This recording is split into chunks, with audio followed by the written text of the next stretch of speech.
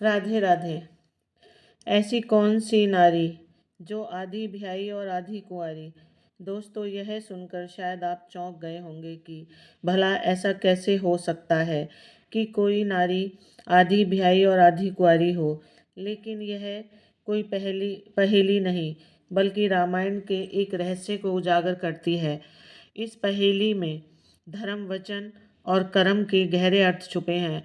दोस्तों, आज हम इस पहेली का उत्तर आपको इससे जुड़ी एक रोचक और अनसुनी ज्ञानवर्धक कहानी से देंगे। यह कथा सीधे रामायण से ली गई है, इसलिए इस कथा को जानने के लिए आपको हमारे साथ अंत तक जुड़े रहना होगा। एक समय की बात है जब अवध के नरेश घोड़े पर सवार होकर शिकार खेलने के लिए जंगल में गए थे। तब उनके चेहरे पर आत्मविश्वास झलक रहा था, लेकिन उस दिन भाग्य का साथ नहीं था। पूरा दिन जंगल में भटकते रहे, लेकिन कोई भी शिकार उनके हाथ नहीं लगा। राजाओं के लिए शिकार केवल मनोरंजन नहीं, बल्कि उनकी वीरता और पराक्रम का प्रतीक होता था। महाराज को कोई शिकार नहीं मिला, तो वे अत्यंत निराश हो गए और उनका मन भारी हो गया तथा वे चिंतित हो गए और निराश होकर वे एक बड़े से वृक्ष के नीचे बैठ गए, जहाँ जंगल का सन्नाटा था और केवल पत्तों की सरसराहट ही सुनाई देती थी। तो महाराज विचार करने लगे कि आज का पूरा दिन ही व्यर्थ हो गया। ना कोई शिकार मिला और ना ही मेरी यात्रा को कोई उद्देश्य निकला। तभी उनकी नज़र अचानक एक सुंदर गंधर्व कन्या पर पड़ी। कन्या बड़ी ही सुंदर थी और उसकी चाल और सौंदर्य ऐसा लग रहा था जैसे वह स्वर्ग से उतरी हुई कोई अप्सरा हो। महाराज जी को विश्वास ही नहीं हुआ कि इस घने जंगल में ऐसी सुंदर कन्या कैसे हो सकती है। उन्होंने सोचा, यह कन्या कौन हो सकती है। इस जंगल में इतनी सुंदर और कोमल स्त्री कैसे निर्भय होकर घूम सकती है। जब वह कन्या धीरे धीरे महाराज के पास आई तो महाराज ने अपने रॉयल अंदाज में उससे कहा, सुंदरी, तुम कौन हो और इस निर्जन जंगल में अकेली क्या कर रही हो? क्या तुम्हें यह नहीं मालूम कि यहाँ कितने खतरनाक जंगली जानवर रहते हैं जो तुम्हारे जीवन के लिए खतरा बन सकते हैं? कन्या ने मुस्कुराते हुए कहा, महाराज, सबसे पहले तो आप मुझे बताइए कि आप कौन हैं। देखने में आप कोई महान योद्धा लगते हैं, शायद आप राजा हैं। इस वन में आपकी उपस्थिति मुझे विस्मय में डाल रही है। महाराज ने गर्व से उत्तर दिया, देवी, मैं अयोध्या का राजा हूँ। क्या तुम जानती हो कि राजाओं का कर्तव्य है अपनी प्रजा की रक्षा करना और राज्य का शासन चलाना? लेकिन तुमने अभी तक मुझे अपना परिचय नहीं दिया। बताओ, तुम कौन हो और इस वन में क्या कर रही हो? फिर कन्या ने शांत और मधुर आवाज में कहा, महाराज, मैं एक गंधर्व कन्या हूँ। मेरे पिता ने मुझे पूर्ण स्वतंत्रता दी है कि मैं अपने लिए खुद योग्य जीवन साथी का चुनाव कर सकूं। इसी कारण मैं इस जंगल में अपने योग्य पति की खोज में घूम रही हूँ। महाराज को यह सुनकर आश्चर्य हुआ और उन्होंने कहा, क्या तुम्हारे पिता ने तुम्हें इस खतरनाक जंगल में अकेले भेज दिया? क्या यह उचित है कि एक पिता अपनी बेटी को स्वयं अपना जीवन साथी खोजने के लिए जंगल में भटकने दे? क्या यह उचित नहीं कि पिता अपनी पुत्री के लिए योग्य वर की खोज करे? तब गंधर्व कन्या ने उत्तर दिया, महाराज, मेरे पिता ने मुझे यह स्वतंत्रता इस विश्वास के साथ दी है कि मैं खुद अपने लिए सही निर्णय ले सकूं, और अब जब मैंने आपको देखा है तो मुझे महसूस होता है कि मेरी खोज समाप्त हो चुकी है। आप ही मेरे योग्य जीवन साथी हैं। फिर महाराज ने गंधर्व कन्या का आत्मविश्वास और साहस देखा तो उन्होंने व्यंग करते हुए कहा कि तुमने मुझे ही क्यों चुना? तभी गंधर्व कन्या बोल ने कहा, हे महाराज, मैंने मन में तुम्हें इसलिए चुना। जब मैंने तुम्हें देखा तो मेरा हृदय जान गया कि तुम ही मेरे जीवन साथी बनने के योग्य हो। तुम्हारा राजसी व्यक्तित्व, तुम्हारी गरिमा और तुम्हारे भीतर की ताकत ने मुझे विश्वास दिलाया है कि तुम मेरे लिए सबसे उपयुक्त हो। अब मैं तुमसे विवाह करना चाहती हूँ।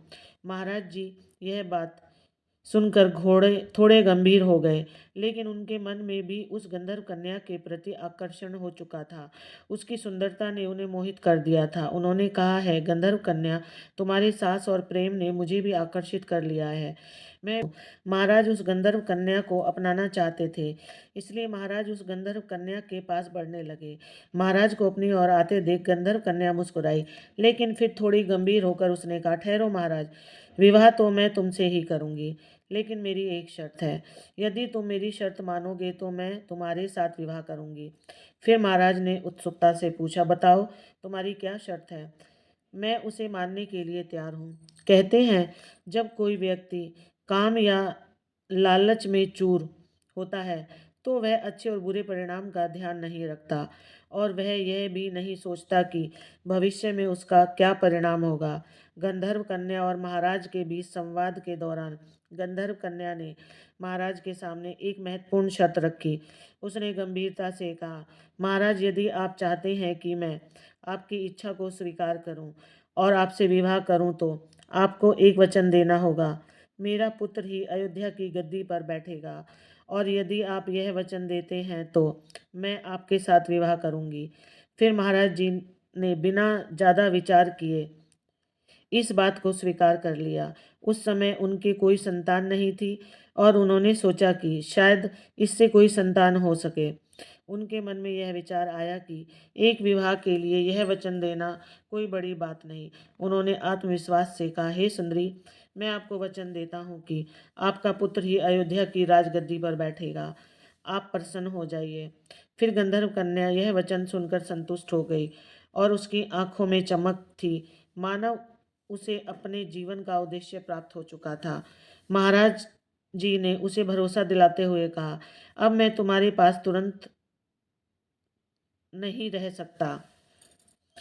हमें वैदिक रीति रिवाज से विवाह करने करेंगे। इसी तरह से हमारा विवाह संपूर्ण होगा। अभी आप यहीं वृक्ष के नीचे विश्राम करें, मैं जल्दी ही लौटूंगा। तब गंधर्व कन्या ने महाराज की बात सुन ली और वृक्ष के नीचे बैठकर उनके लौटने का इंतजार करने लगी। उसने कहा, ठीक है महाराज, मैं आपका इंतजार करूंगी। मुझे पूरा विश्वास है कि आप अपना वचन जरूर निभाएंगे। महाराज ने एक बार और उसे देखा, और फिर अपने घोड़े पर सवार होकर अयोध्या के लिए निकल पड़े। उनके मन में उत्साह और गर्व का भाव था कि उन्होंने एक ऐसी कन्या को अपने लिए चुना है जो साहसी और आत्मनिर्भर है। इस प्रकार गंधर्व कन्या के साथ गंधर्व विवाह हुआ, जिसमें केवल मन और वचन का मेल था, और यही महाराज जी और गंधर्व कन्या के बीच हुआ।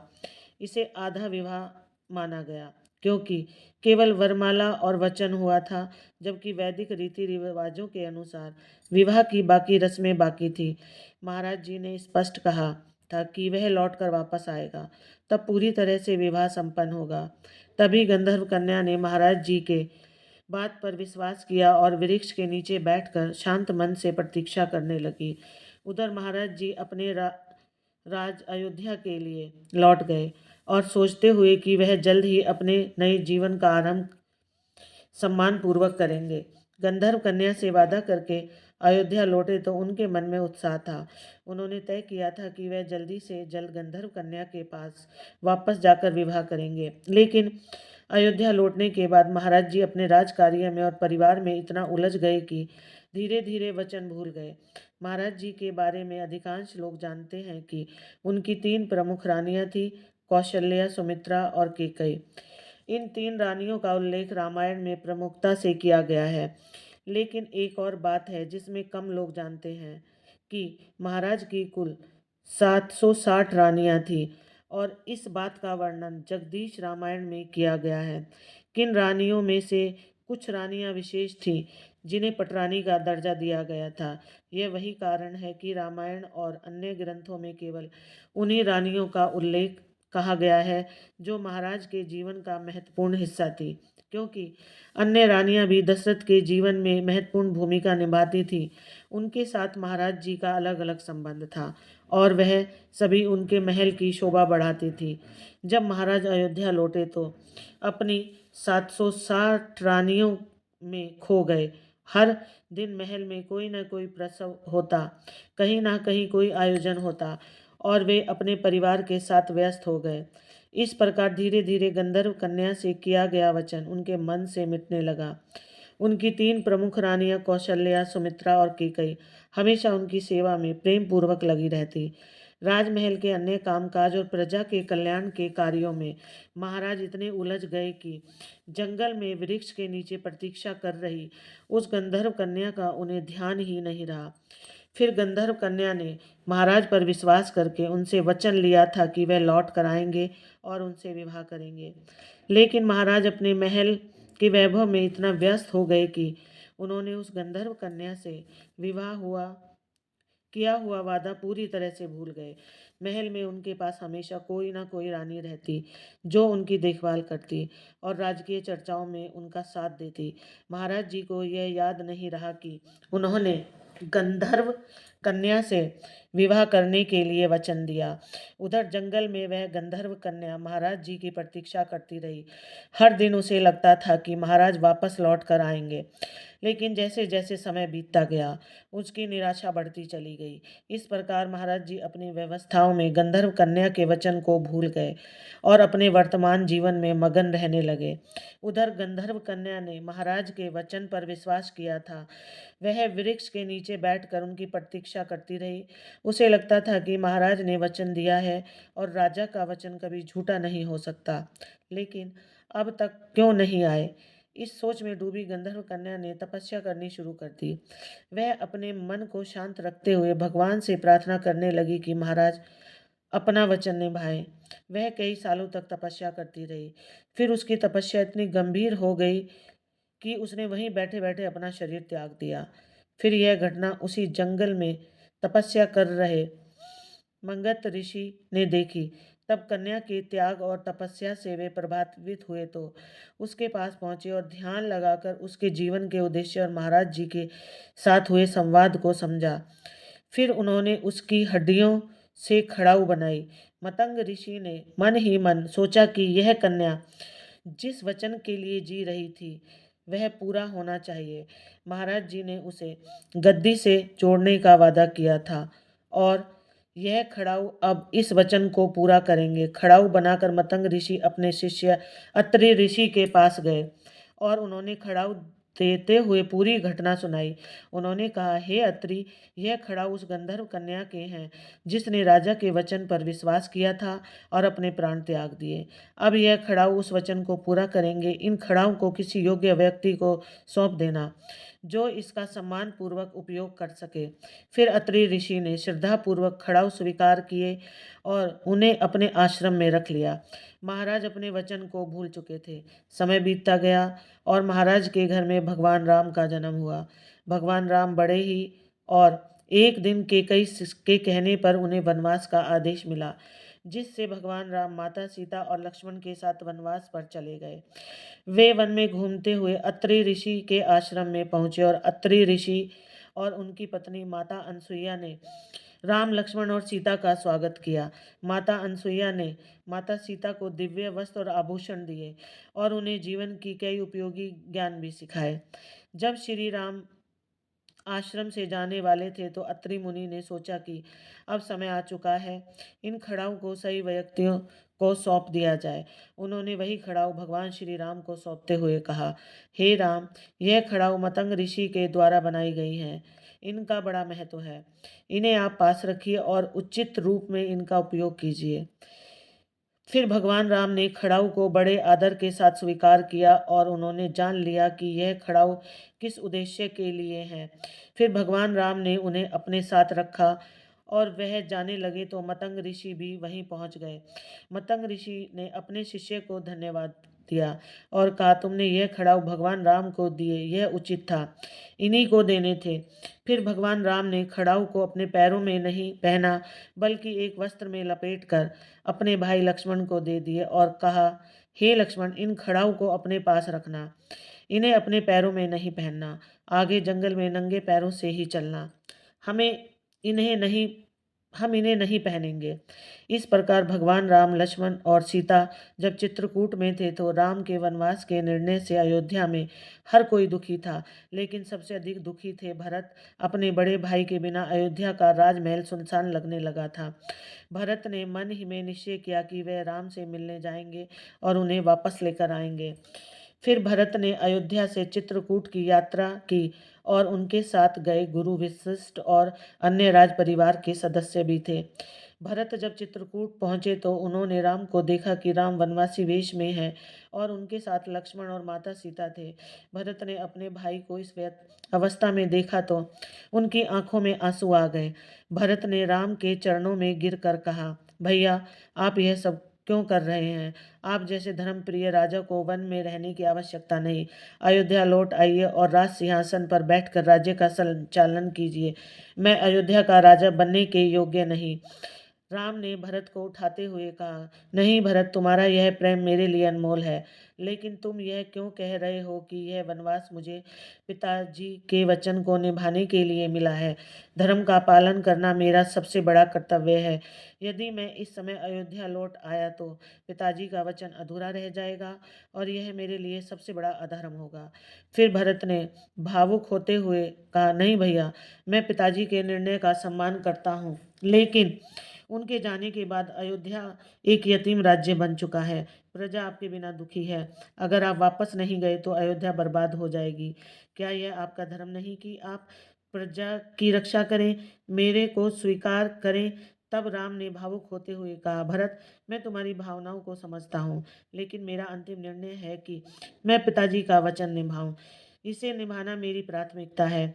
तुम मेरी अनुपस्थिति में अयोध्या का संचालन करो। राज्य का संचालन तुम ही करो। फिर भरत ने एक बार फिर कहा, अगर आप नहीं लौट सकते तो मैं भी अयोध्या के योग्य नहीं हूँ। मैं आपके बिना राजगद्दी पर नहीं बैठ सकता। फिर भगवान राम ने भरत को सांत्वना देते हुए कहा, देखो भरत, अगर तुम मुझसे इतना प्रेम करते हो तो तुम मेरी एक बात मान लो।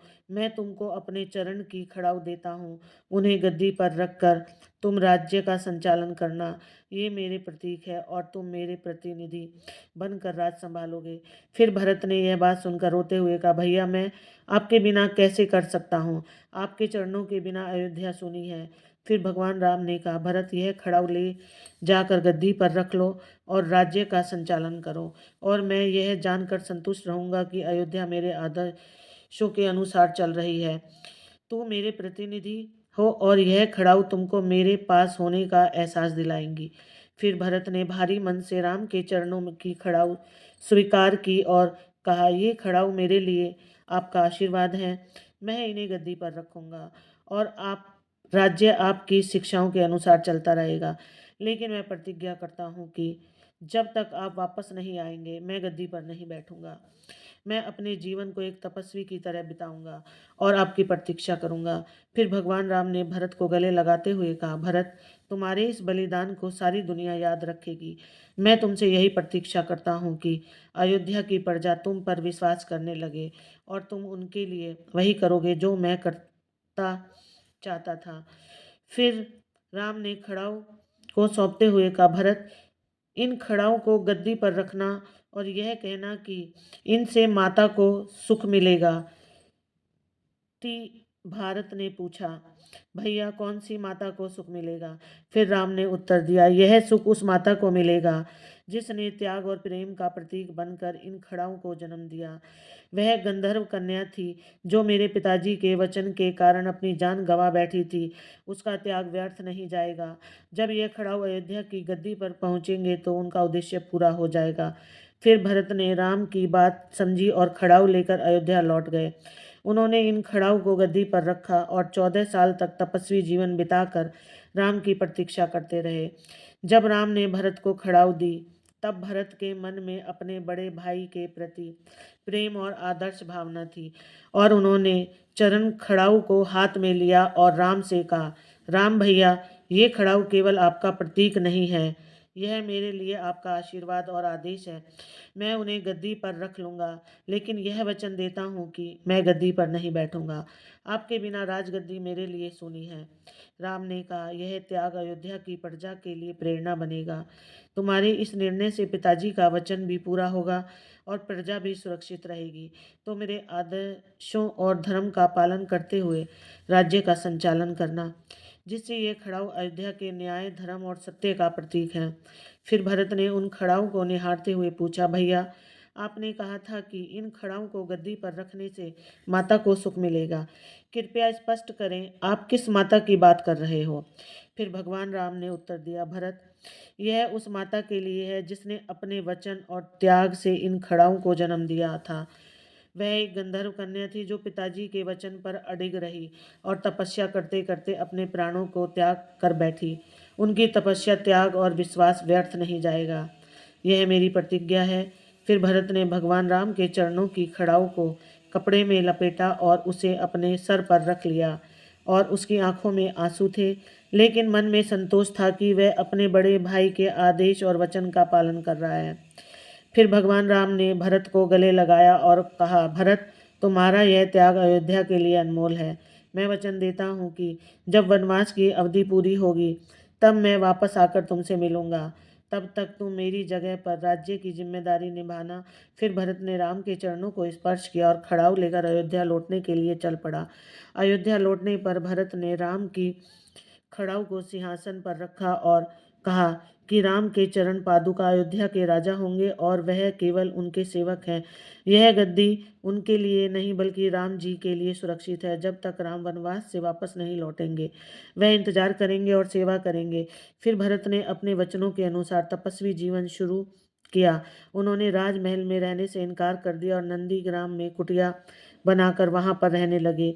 वे प्रतिदिन राम के चरण खड़ाऊ की पूजा किया करते और राज्य की जिम्मेदारी निभाते थे। उनका त्याग और राज्य के प्रति प्रेम आदर्श बन चुका था। उन्होंने सिद्ध कर दिया कि सच्चा नेतृत्व केवल सिंहासन पर बैठने से नहीं बल्कि धर्म, त्याग और न्याय के मार्ग पर चलने से ही होता है। भगवान राम ने भरत के इस निर्णय को वनवास के दौरान याद रखा और अयोध्या लौटने पर भरत के कार्यों को सराहा। और फिर हम उस गंधर्व कन्या की बात करते जिसको राजा दशरथ ने वचन दिया था कि उसका पुत्र ही राजगद्दी पर उत्तराधिकारी होगा। राम ने भरत से कहा कि उस गंधर्व कन्या को जब सुख मिलेगा जब मेरे चरण खड़ाऊ सिंहासन पर रखे जाएंगे। हालांकि गंधर्व कन्या का पुत्र नहीं हुआ, लेकिन राम जी ने वचन निभाने के लिए भरत से कहा कि वह खड़ाऊ को सिंहासन पर रखे ताकि उस गंधर्व कन्या को सुख मिले। कुछ लोग कहते हैं कि यह खड़ाऊ ताड़का के शरीर की हड्डियों से बने थे, लेकिन रामायण के संदर्भ में यह वही गंधर्व कन्या थी जिसके लिए दशरथ जी ने वचन दिया था। राम ने भरत से कहा कि वह खड़ाऊ लेकर जाए, उसे सिंहासन पर रख दे ताकि उस गंधर्व कन्या को शांति मिले। यह वही खड़ाऊ थे जो महाराज दशरथ की गद्दी पर रखे गए और 14 वर्ष तक अयोध्या में शासन करते रहे। वह गंधर्व कन्या जो आधी कुंवारी और आधी ब्याही थी, शायद अब उसे खुशी और संतोष मिल सके। रामायण के इस रहस्यों से यह सिद्ध होता है कि हर कथा अनंत है और भगवान राम का चरित्र और विधाता का चरित्र अनंत रूपों में व्यक्त होते हुए हैं। रामायण को बार बार पढ़ने से हर बार एक नई कथा सामने आती है जो हमें जीवन को